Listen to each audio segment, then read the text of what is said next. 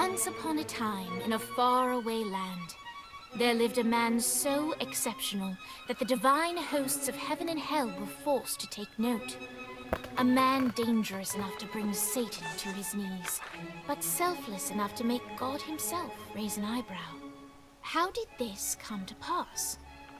Well, it all began at a very special birthday party for a very special young lady. Surprise! What is all this? It's your birthday, Kinzie. So? You've never been to a birthday party? No. Oh, like not even growing up? I went to the School of the Americas since kindergarten. We didn't really do birthday parties. But you celebrated Christmas? I don't have to explain myself to you. Oh, Kinzie, this is going to be so much fun. Zinjai made a cake, Jane Austen is here, we'll play some games. What sort of games?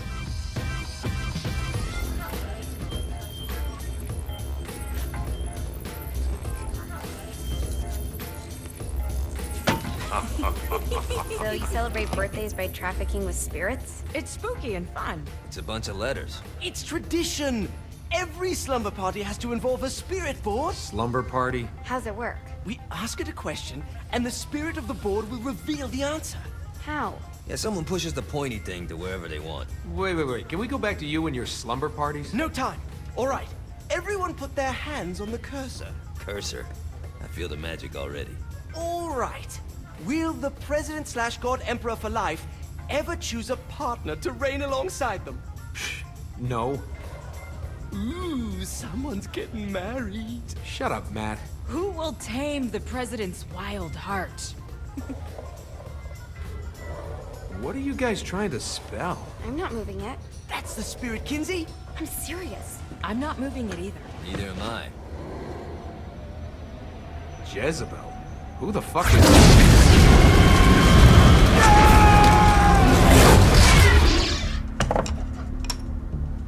Is that not normal? Where'd you get the board? I was going through Zignac's artifact collection and found it there. Who did it belong to? Alistair Crowley? Christ. Guys? I think it's laughing at us. Fuck this. I think you're a smart enough piece of wood to see where this is going. Now, you ready to cooperate? That's more like it. You think we can trust it? It's not like we got a lot of options. So what's the plan? We mount up and go in after the boss? No, I do. No sense in what's left of humanity walking right into a death trap. Someone's gotta live to tell the story. That's a stupid plan, Johnny. I'm leaving you in charge. Hell of a plan, Johnny. Are you serious? I'm coming too. Are you kidding me? How do you plan to come back? Yeah, I try not to sweat the details. You need someone with you that does. No. It's my birthday. Fine. All right, then. You know where my friend is?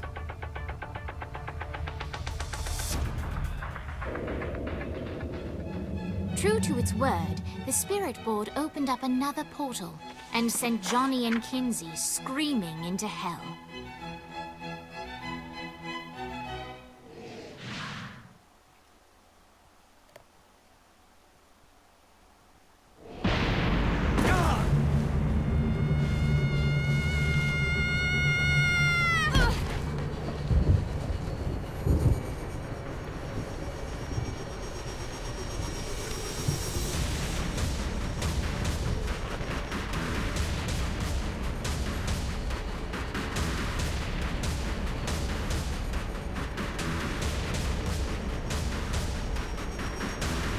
Dane Vogel.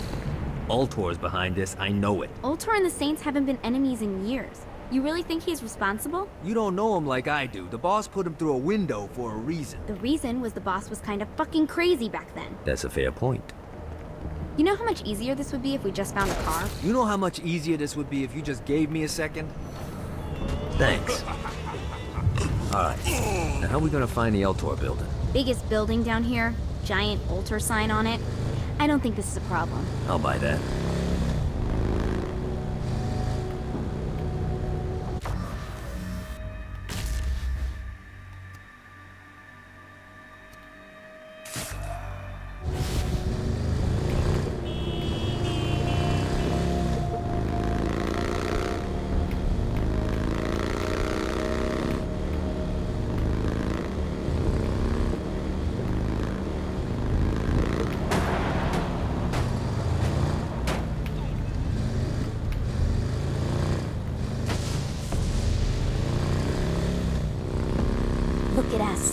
Kinzie Kensington and Johnny Gat driving together on a birthday adventure. Are you always this excited? Generally, I'm a misanthrope. I get it.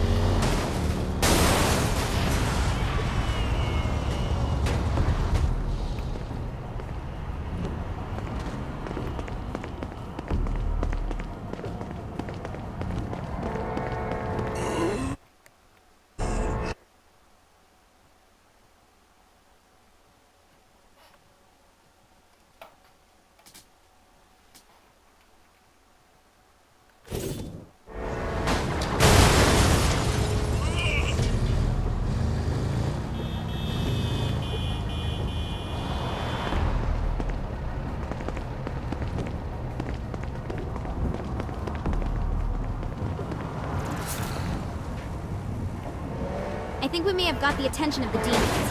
How do we want to handle this? We handle it by killing demons.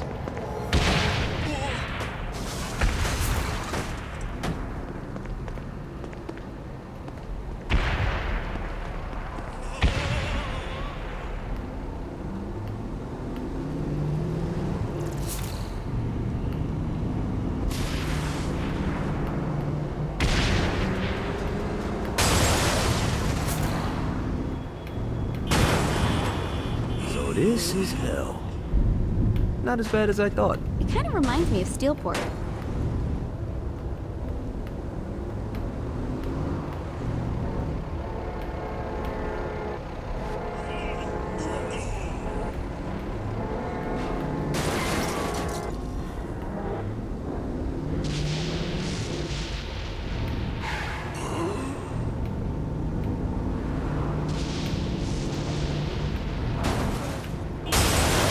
What's the plan? Oh yeah. I'm gonna shoot him in the face unless he gives us the boss back. What if Dean doesn't have the boss? I'll probably still shoot him in the face.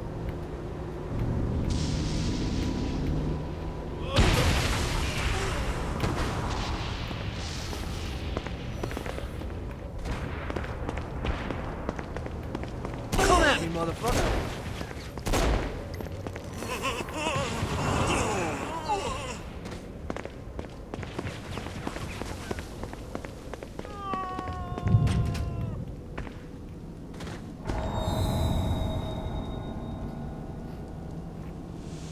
Welcome to hell. Shouldn't you have a receptionist? Such is the plight of eternal damnation. I have a feeling you didn't come here to catch up. Let's talk in my office.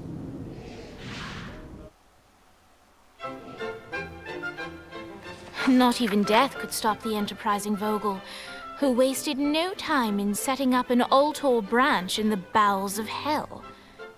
Dane was eager to fill Johnny in on the ever-shifting politics of land rights in the underworld. But real estate mattered little to Johnny, who only cared where his friend was. Where'd you put the president?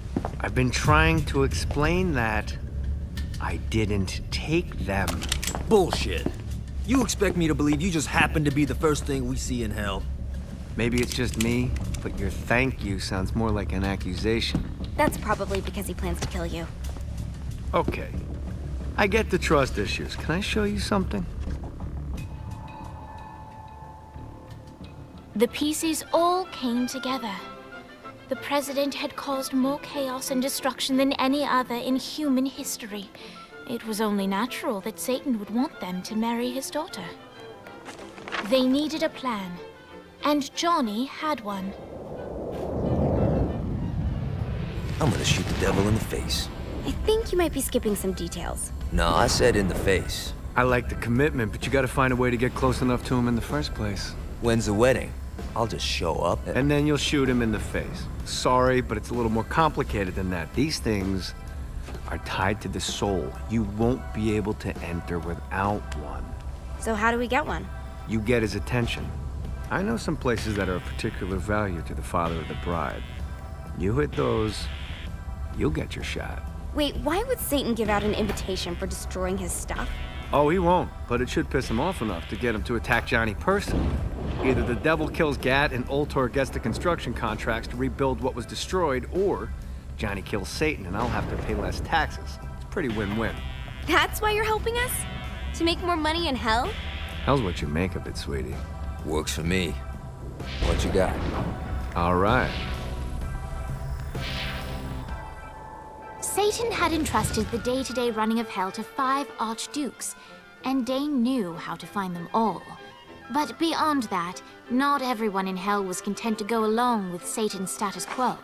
There were others who shared Dane's ambition for power, and the Ultor mogul knew that the key to unseating Satan lay in gaining their aid.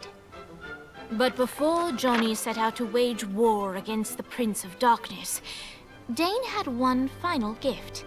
An artifact that he had spent fortunes on. Lucifer's cracked halo. This holy relic granted Johnny the majestic wings of the Morning Star. However, he still needed help in learning how to use them.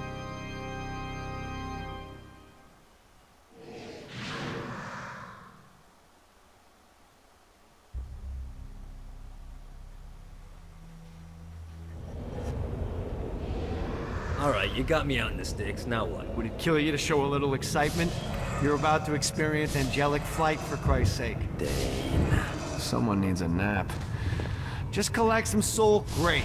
Now you should have just enough clusters to power up your halo.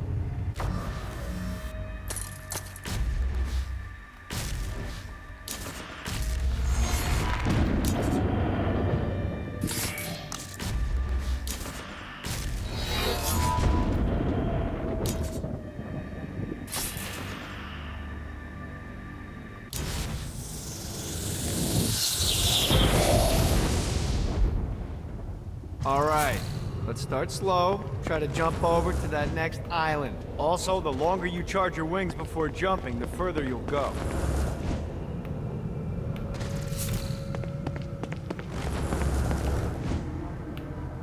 Hey, you didn't fuck it up. Good job. Now get up that cliff. Don't worry, if something looks too high, just now it's time to fly. You heard of crawling before walking? Well, in this case, you need to jump before you can fly.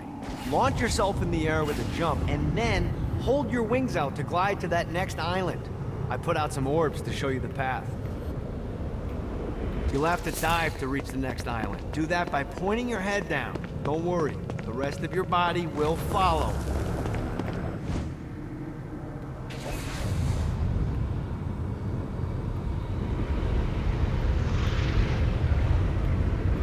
I put a shiny flap orb out in front of you. Collect the orb, and your wings will flap to gain speed.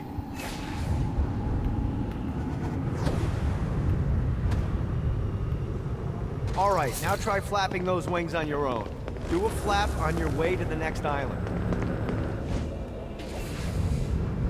Woo! The exact opposite of diving is climbing. Climbing will slow you down and eventually cause you to stall. And trust me, stalling sucks. You can flap while gliding to gain additional speed. So the faster you're going, the higher you can fly. Now try to reach the island up there. All right, time to take the training wheels off for the final lesson. Flying takes stamina. If you run out in midair, you are going to drop like a rock. A stupid, stamina-less rock. Last isle, let's get you back to the Ultor building. I want to run through all the stuff you can do to hurt Satan. Sure thing. See you soon. Here's the deal. If you want some FaceTime with Satan, you need to get his attention. Now, Satan hates being challenged, so anything you do to undermine his control is good. Fraud, mayhem, shooting demons in the face, anything. You can keep track of Satan's wrath with this handy meter. Get it high enough and you'll be having drinks with Big Red in no time. I've compiled a list of shit to do, so take a look and do whatever sounds fun. Oh, one more thing. We have some potential allies down here. Trust me, you want to impress them.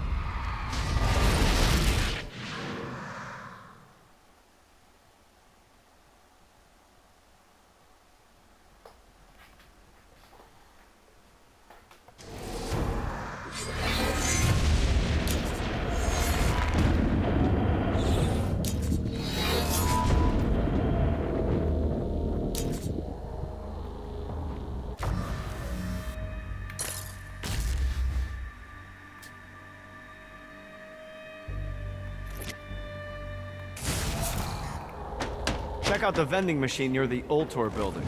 Is it a special vending machine? No. Have you bought stuff from a store already? Probably. But I would be remiss as your guide if I didn't show you the basics. I hope there's not something ridiculous like 100 of these to find. Gotta pick it up.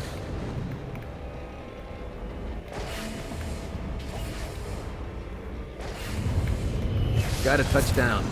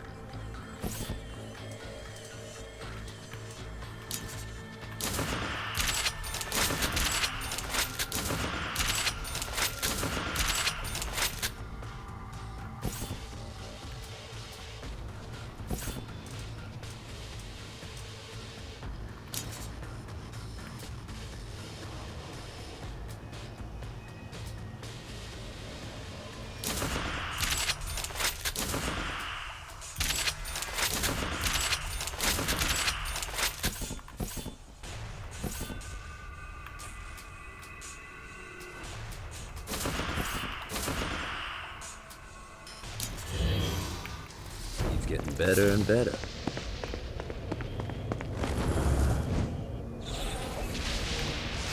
God, this feels good.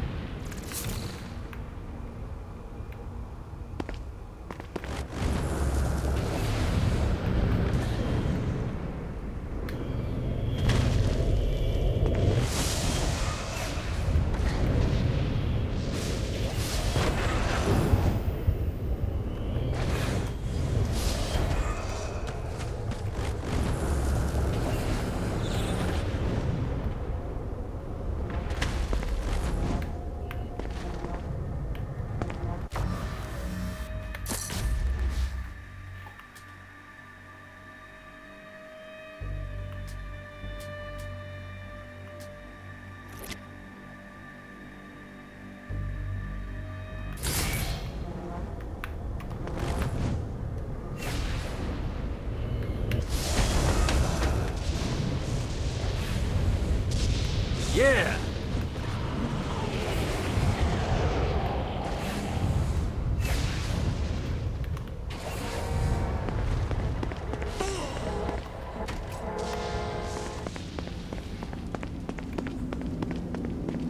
The Forge is prime real estate in hell. This smoggy shithole is located over the richest mineral veins in the afterlife. You want to hurt Hell's infrastructure? Here's where you do it. Don't mind if I do.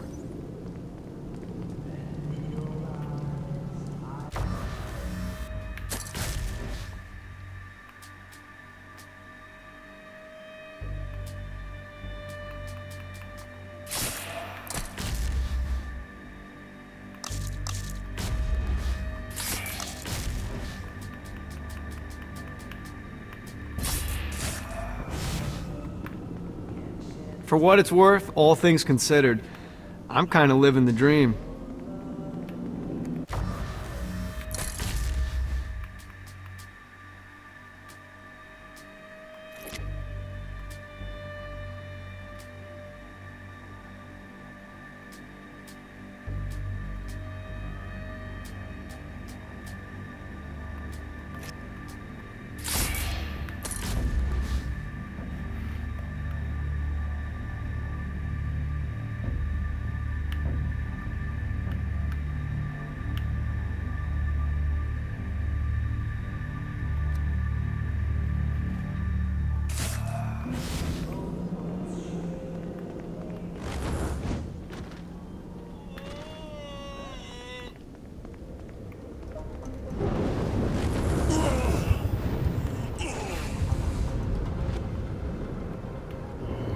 Just what I needed.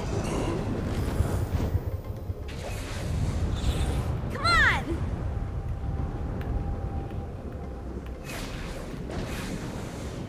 This is bad.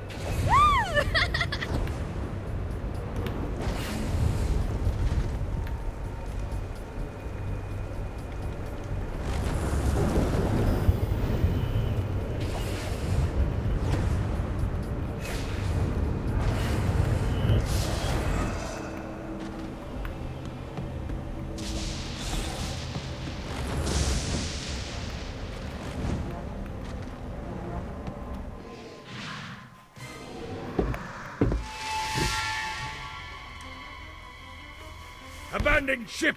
We've been boarded!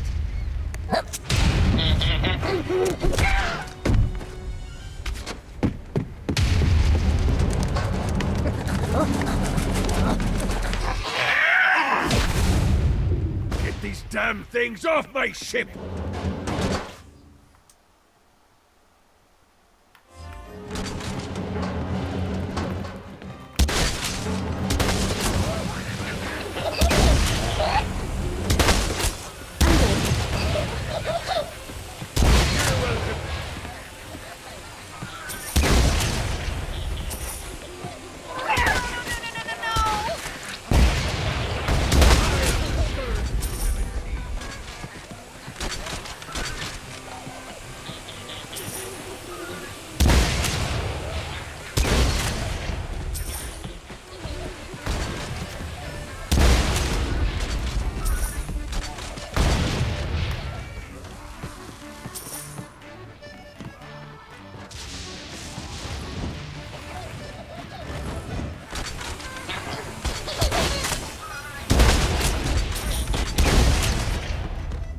I got a bit of treasure in that chest over there.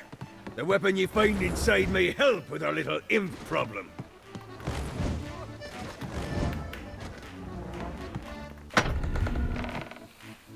That is a freakishly large hammer.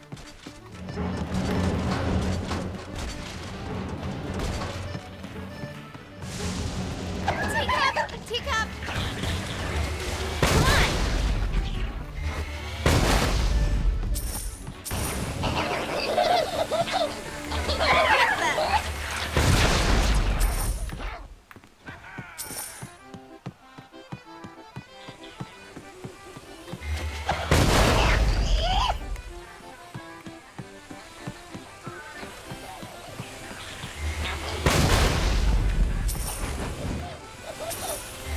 I summoned these imps to serve as my crew.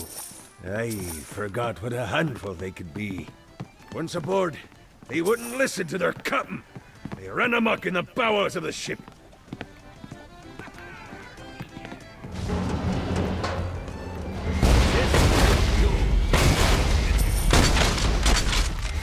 Fantastic work.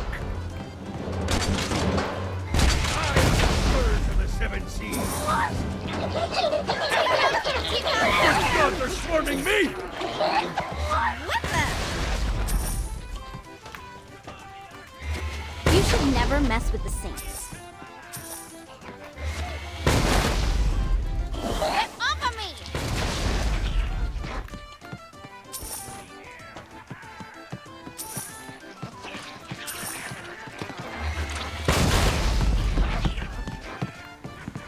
Nice boat. This isn't a boat. It's the Queen Anne's Revenge. Isn't that just a fancy name for a boat? Names are important, my dear. You can't build a legacy without a name.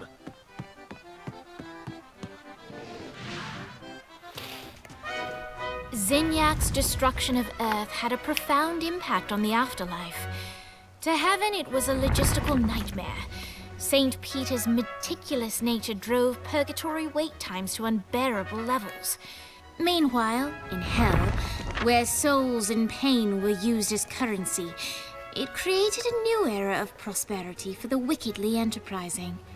This economic boon resulted in the coffers of hell to be overflowing, which in turn piqued the interest of the most notorious man that sailed the seven seas. Long had Blackbeard been a thorn in Satan's side, robbing tax collectors on a semi-regular basis. But the promise of an immeasurable fortune drove him to be even bolder. An arrangement was reached.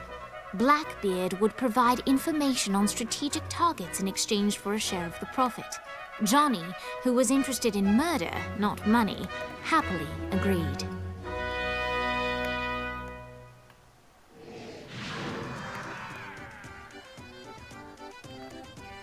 I grant ye the ability to summon my crew whenever they're needed.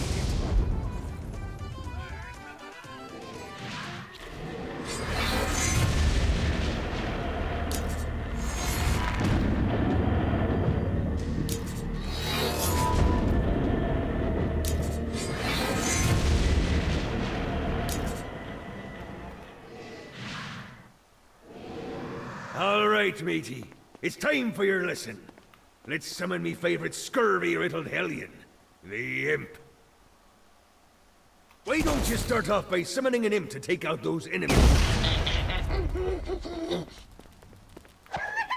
There you go, matey. Now take down the other. Those little ankle biters are vicious. Now let's practice your aim. Take down the demons on the islands.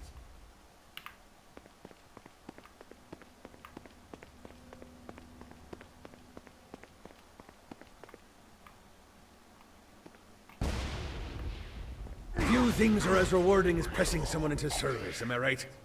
Now get going. There's a whole wide world waiting to be plundered.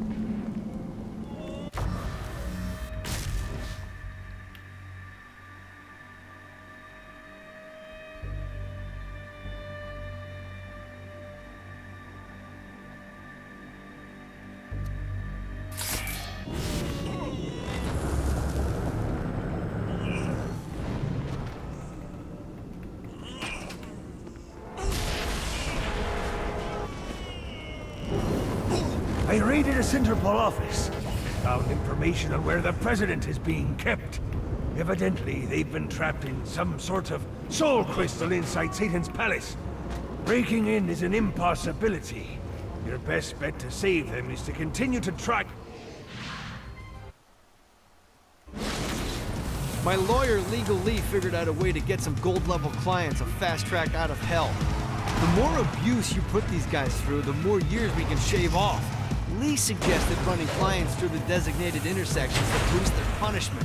Oh, and dive in front of those vehicles on fire for bonus points. I mean, let's face it, the more they hurt, the sooner we can get these wretched bastards out of here.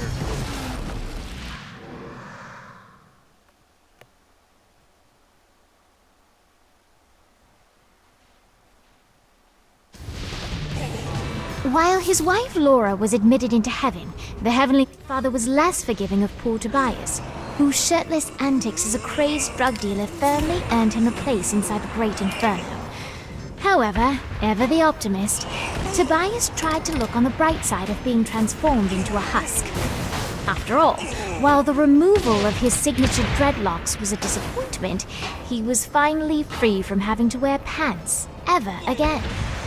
But while Perpetual Commando appealed to Tobias, he still yearned for Laura and her delightful snickerdoodles.